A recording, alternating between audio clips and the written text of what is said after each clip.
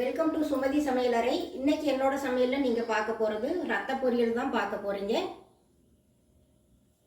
நான் பாருங்கள், ரத்தம் எடுத்து வந்து 2-3 இடம் நல்லா கழுவி எடுத்து வச்சுருக்கேன். எப்படி செய்யலான்னு பார்க்கலாம் வாங்க. அடுப்பத்தை வச்சு அயன் கடாய் தான் வச்சு ஆயில் ஊற்றிருக்கேன். ஆயில் நல்லா காயட்டும்.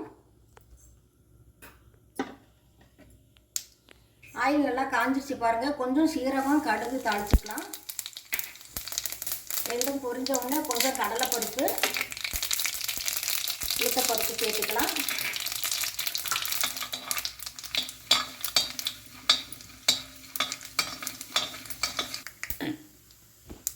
ஒரு பச்சை மிளகாய் சேர்த்துக்கலாம். கொஞ்சம் கருவேப்பிலை, பூண்டு பாருங்கள் 7-10 பூண்டு பொடியாக கட் பண்ணி வச்சுருக்கிறேன், அதையும் சேர்த்துடலாம்.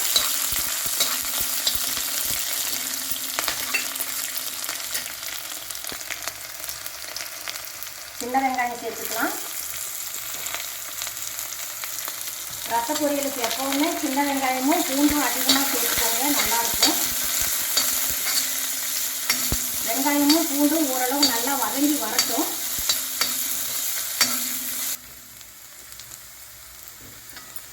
வெங்காயம் ஓரளவு வதங்கிச்சு பாருங்கள். இப்போ நம்ம ரத்தத்தை சேர்த்துடலாம்.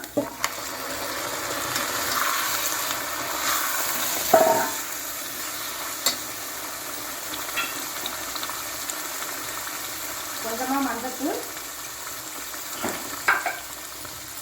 குழம்பு மிளகாத்தூள் தான் சேர்க்கணும். இதுக்கு காரத்துக்கு குழம்பு மிளகாத்தூள் சேர்த்துக்கலாம்.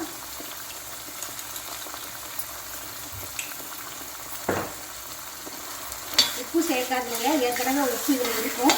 பார்த்துட்டு ஃபைனலாக வேணால் சேர்த்துக்கலாம்.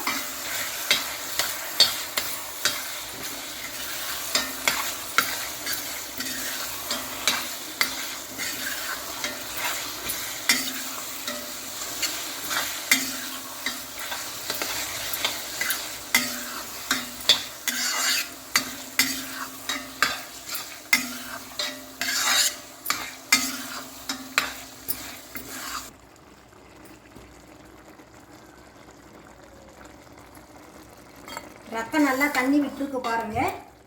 நல்லா கொதிச்சு வெந்து வரட்டும். அந்த தண்ணி வத்தின உடனே இறக்கிடலாம்.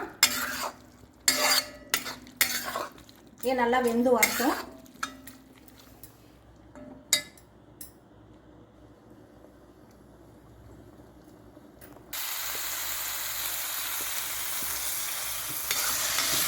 நல்லா தண்ணியெல்லாம் வற்றி வந்துருச்சு பாருங்க. ரத்த பொரியல் சூப்பராக ரெடி ஆயிடுச்சு.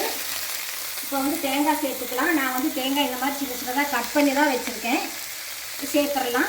நீங்கள் தேங்காய் துருவல் சேர்க்குறதா இருந்தாலும் சேர்த்துங்க. ரத்த பொரியலோடு இந்த தேங்காய் சேர்த்து சாப்பிட்றப்போ நல்லாயிருக்கும்.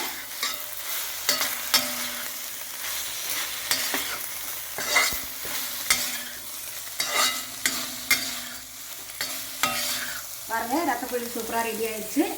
இப்போ அடுப்பாக பண்ணிவிட்டு வேறு ஒரு பவுலுக்கு மாற்றிக்கலாம்.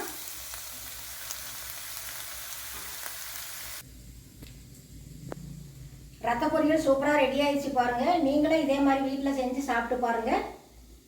உங்களை நான் மறுபடியும் அடுத்த வீடியோவில் சந்திக்கிறேன். தேங்க்யூ.